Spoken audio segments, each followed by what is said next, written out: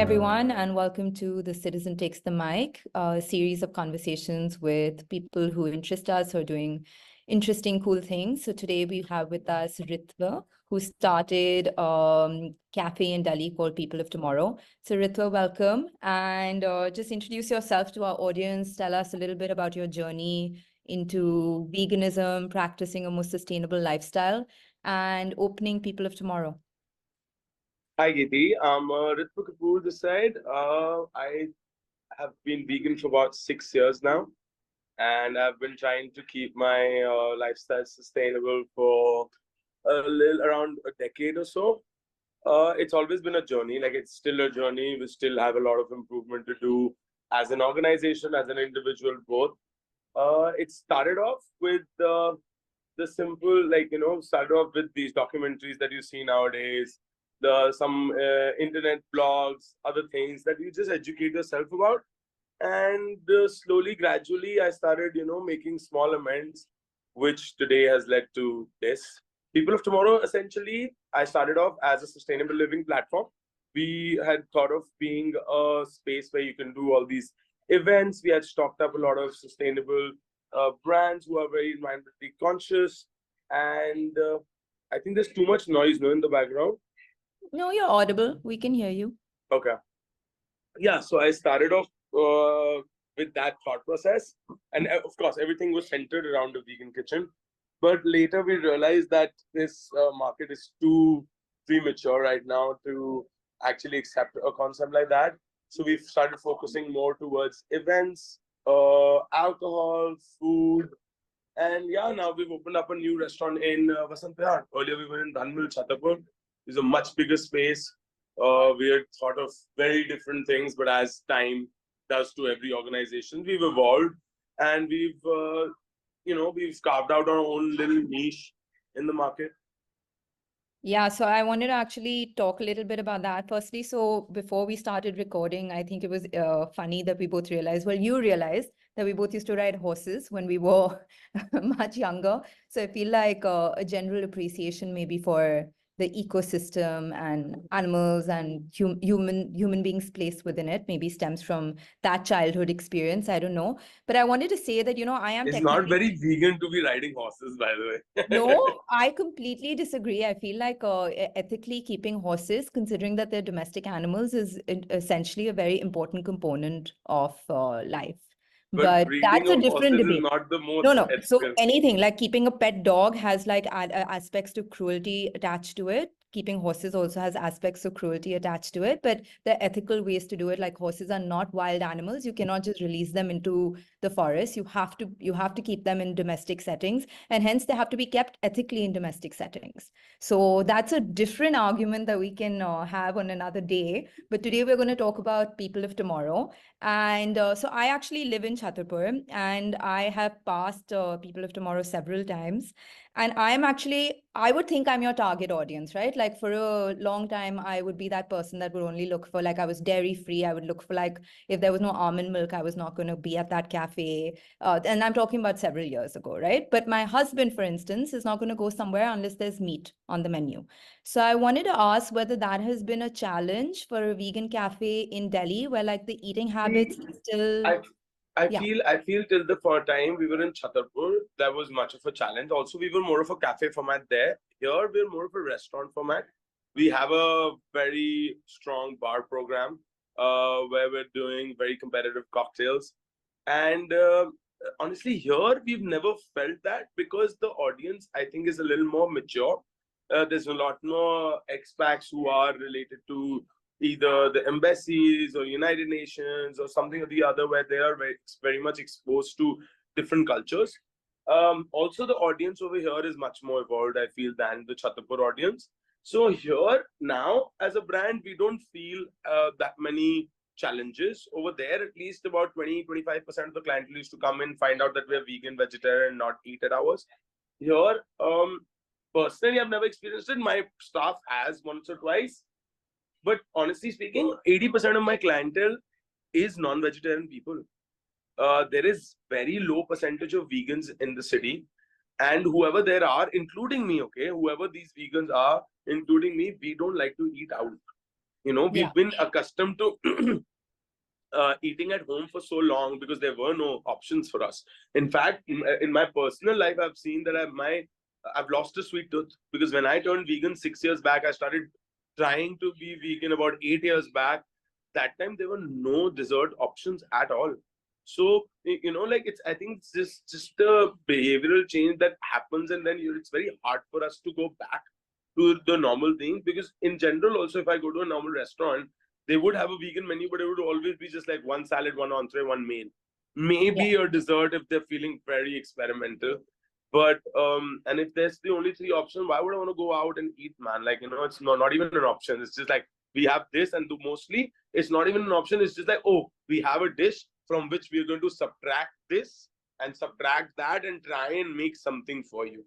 I think Greener was the only place where, you know, I used to go, and they also did not evolve their menu for like all the time that I was vegan and I did not have my own restaurant.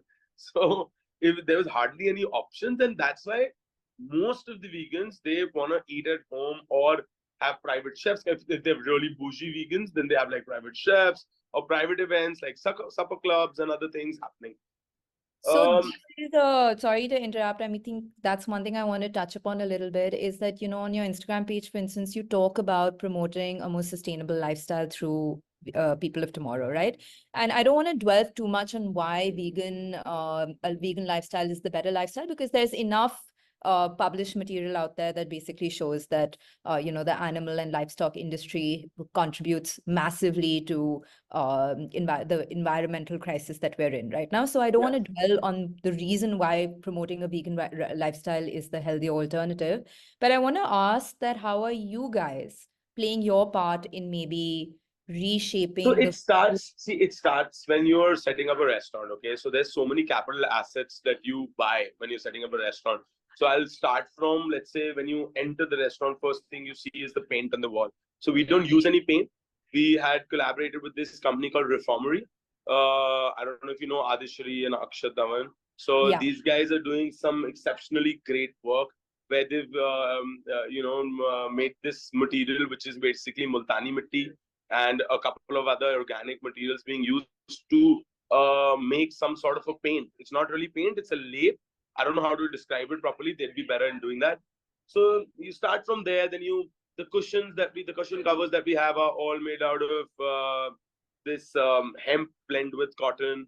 The lampshades that we have are all hemp material. There's a lot of processes that we incorporate in our daily usage. Like, you know, it doesn't just end at the capital assets that we produce. It's a daily based work that we do. So we have about three odd dishes on the menu right now, which are zero waste dish. One of them is called tomatoes of tomorrow. So generally, when you go to a restaurant, tomatoes, the pulp of the tomato and the skin of the tomato is taken out and it's thrown away. So what we try to do in that dish is we try to accommodate each and every thing which is coming out of a tomato and made a different garnish or made a different add-on to it to just like complement the whole dish.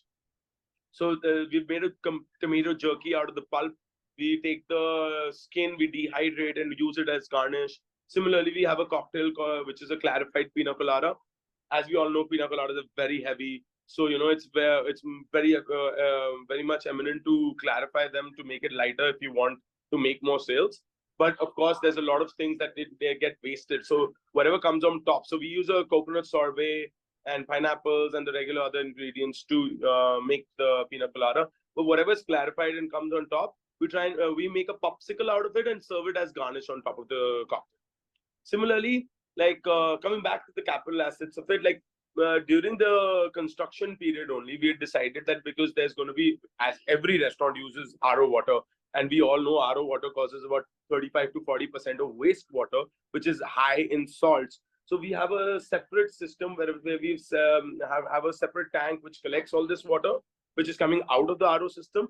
And then we use it for flushing systems, for our gardening purposes, for our cleaning of the floor, wherever we know that the salty water is not going to cause any harm to any of the activities.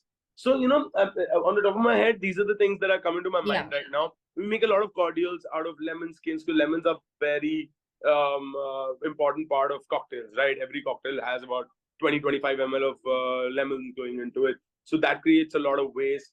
There we make a pineapple panache out of the muddled pineapples and roasted muddled pineapples and jalapenos, which come out of the best-selling drink that we have on our menu.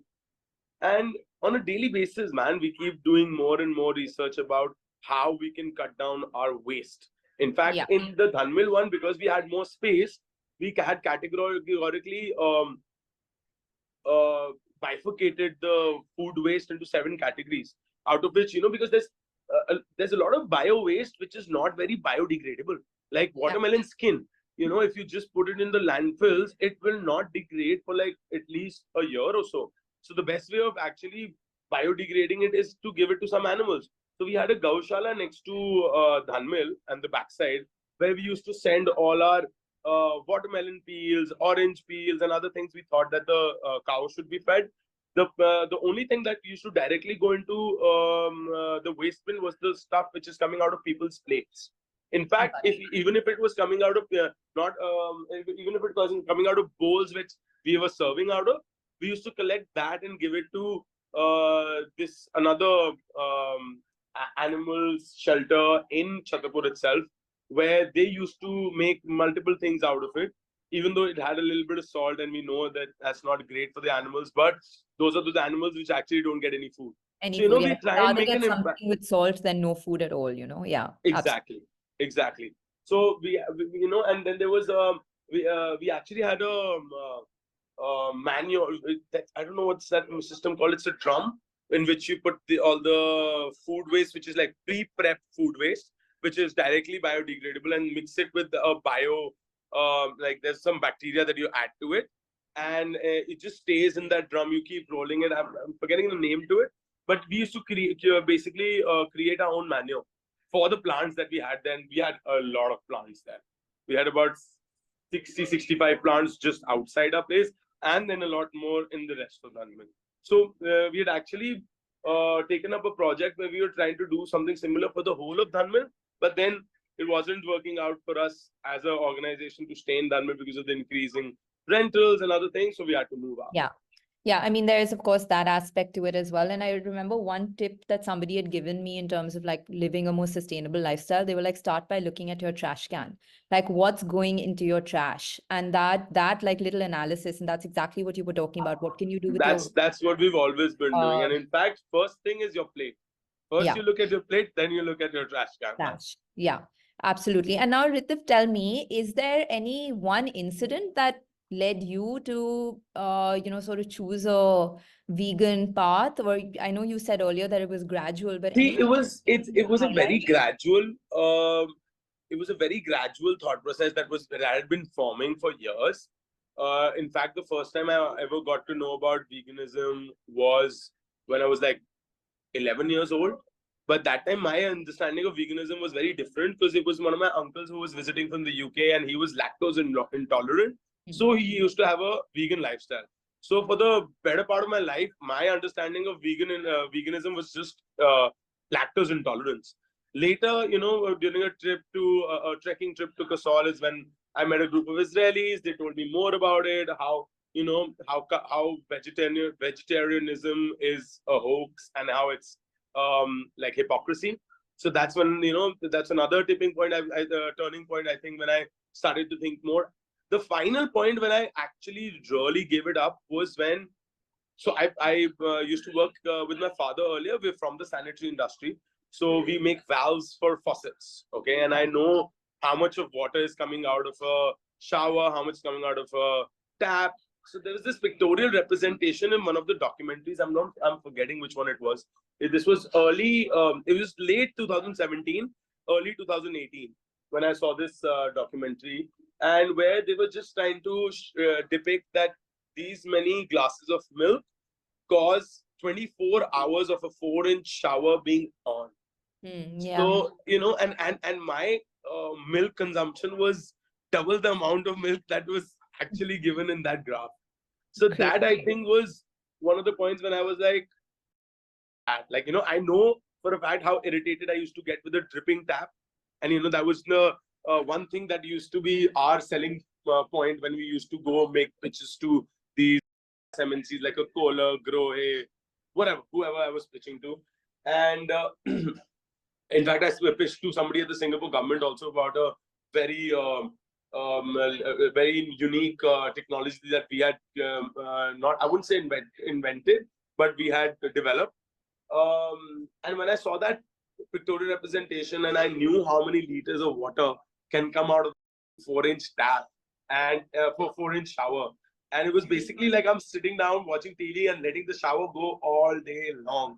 That I think was a very disturbing point for me. And when I, in fact, took that decision, I was like, even though I didn't carry on for too long, I made that decision on 31st of December. Oh, it was a New Year's resolution.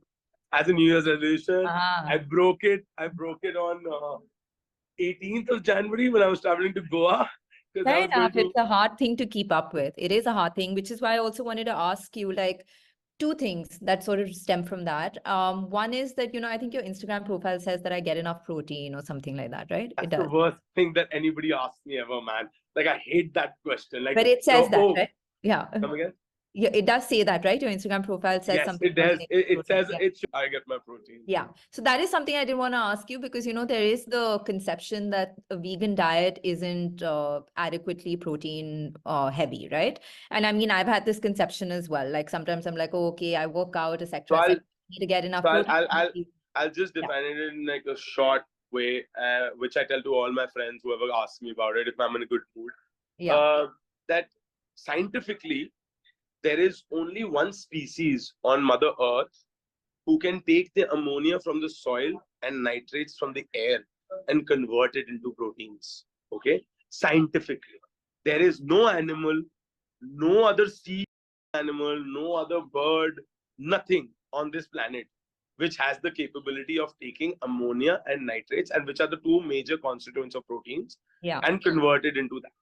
So whatever you're getting out of animals is also complex forms of protein.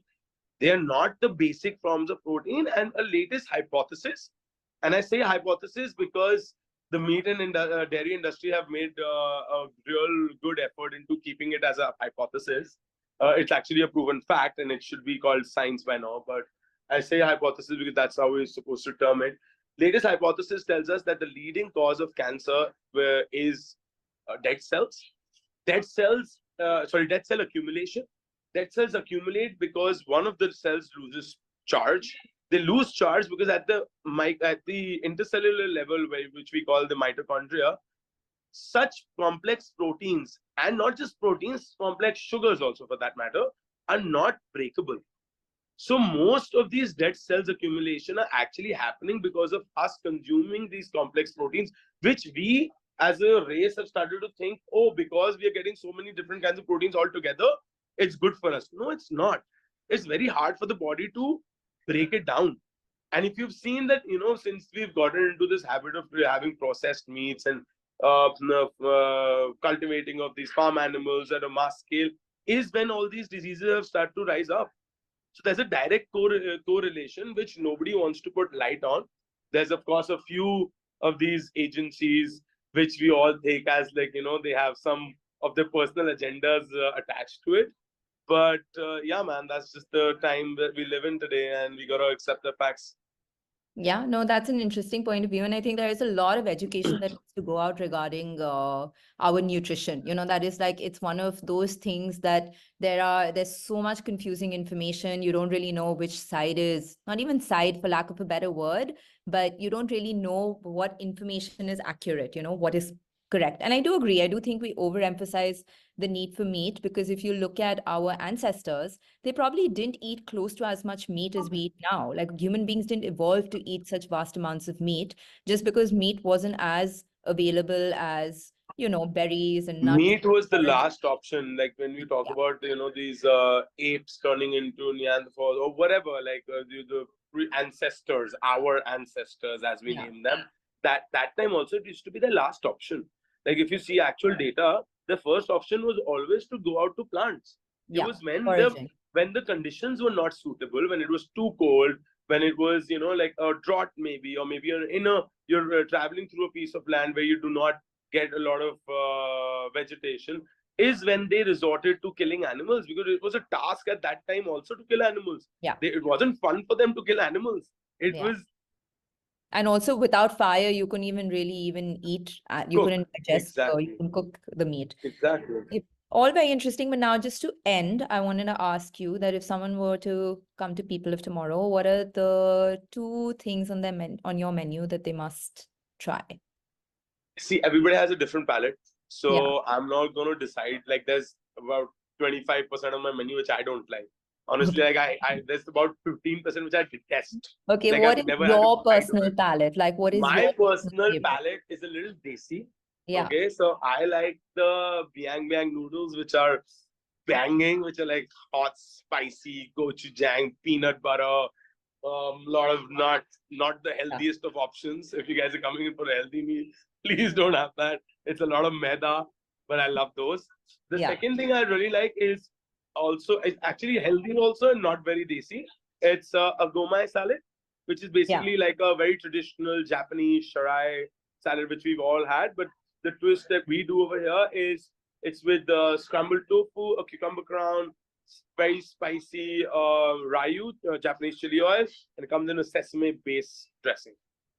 Okay, very cool. So those are 2 things that people can check out. I need to come to People of Tomorrow, so I'm going to make that happen definitely very, very soon. I was going to ask you like a more intellectual question, but I don't really know if that's something you would even like to weigh in on. I'll ask you in any case.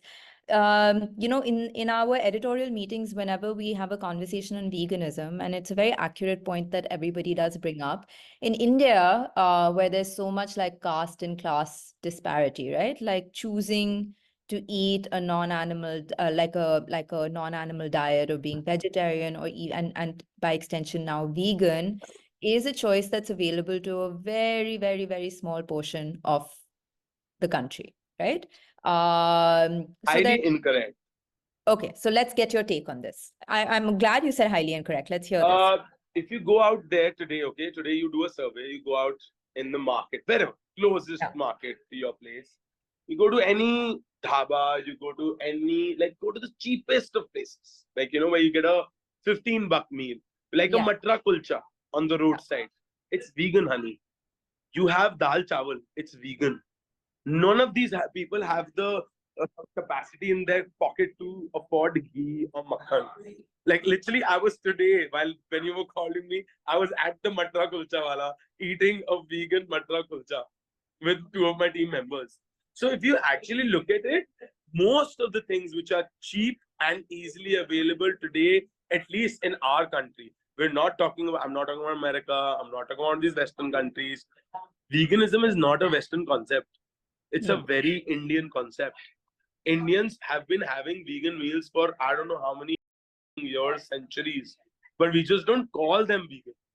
In fact, the Indian word, the Hindi word for vegetarian is not vegetarian. It doesn't translate to vegetarian. It translates to vegan. The Hindi word is shakahari. That means shakaon se ahar. Ahar being what you eat. Shakahe means stems or branches. So it literally translates. You cannot get paneer, makhan, or ghee on the shakha of a tree. Yeah. The cow can go and eat it and then make milk, which you then process. In fact, I feel it's it's quite a how do I say, it's quite disgusting that people want to suck onto like and suck out some pre-digested food. If you think about milk on its own, it's pre-digested food that a mother makes for their child, because the child's digestive system is not appropriate or not developed enough to digest raw food. So it's almost like me eating something and then puking it out and then somebody else eating it up. Like, I would not eat somebody's puke. Fair. You feel me? I mean, I think what's interesting, and we'll end on this note, is that, and it was interesting to speak to you regarding this perspective, because, nutrition and how we choose to live and how we choose to eat is such a personal choice. And there's no necessarily better way. It's a very personal decision, whether you choose to eat meat or you choose to be vegetarian or vegan, whether you choose to, wake up at 6 a.m. or 10 a.m. or whatever. Your lifestyle is a very personal choice. I think it's indisputable See, that I think you're right now. This is a classic, and I'm not blaming you for it, but this is a classic case of speciesism. When you talk about personal choice, I think it should be a personal choice of the cow to give you milk or not. I think yeah. it should be a personal choice for the chicken to lay eggs for you or not, and nobody's asking them before doing that. So if you're actually naming it as a personal choice, please, the first person who should have that choice is the one who's giving, not the one who's taking. That's Fair about it. enough. And I think that's where the horse riding bit came from as well, why you said it isn't vegan in any ways, because, well, I don't think the horses are choosing to Yes, let us. of But course. now, see, the thing is, you also have to be practical, right? Like, a lot of the damage has already been done. We've already domesticated a large number of animals. We've already created a livestock situation. So going from where I'm at, where, I do not practice a vegan lifestyle, to where you're at is not something that can happen overnight. It may not 100%. even happen in this lifetime. And sometimes when you see people like you, and when people like me see people like you, we're like, they're on some unachievable trip, like, forget it, in Yeah. one ear and out the other. And I think the important message is that it might not be this jump, but it might be small incremental steps over time. Conscious That these are consumption. That's better the only choices. thing. Yeah. That's the only thing I propagate is conscious consumption. I am not asking. I never preach. I never tell anybody to go vegan. The Yeah. only thing I want them to, like anybody for that matter, is to understand what they're consuming, where is it coming from, how is it being made, Yeah. and if they want to be a part of the whole process. And there are a lot of my friends who want to be a part of it, who give about killing, and they happily take life and kill a hen on their own if they have to. Yeah. But there's a lot of other people who won't. So my question is only to the ones who are consciously opting for other people to do it for them just because they can't do it themselves. That's about it. Very fair. A lot of food for thoughts. I think we'll have a follow-up conversation on this at some point. Before that, I'm definitely going to come check out people. Please come have a drink with us, because that's I will. one common ground that no I non-vegetarian know fights it me over. doesn't exactly. Fair enough. No, I'm very capable of being. I mean, I'm not a big meat eater. It's not something like, it's not. I'm very happy to have like a vegan or a vegetarian meal. So I'm an easier convert than, like, let's say, a lot of other people. The husband isn't necessary though. You don't have to tell him it's a vegan place. It's not Just going to drag the happen. husband. It's not going to happen. He'll probably eat beforehand and then maybe come for a drink. But that's where at. The moment I say vegan, he's going to scoff. That's why I And said you don't have to tell anybody. That's why important. in our branding also, if you would have never seen us propagating. In fact, as a brand, we're not, we don't use the word vegan also anywhere. We always go for sustainable, conscious, such words which are, very much palatable to both things. Yeah. And as a brand, honestly, as a person, I'm vegan for sure. As a brand, we are very much open to anything, like, like I'll give you a small example. Like use of leather is sometimes better in certain aspects than the use of its alternates, because leather as a material is much more durable than other things that we would be using for that cause. So as a brand also, we propagate using materials even if they're not entirely vegan. If if that is the better resource to be used at that point of time, and will be more like, if it's a choice between plastic and leather, I would always choose leather, because I know it's reusable and it's got a more sturdy lifetime.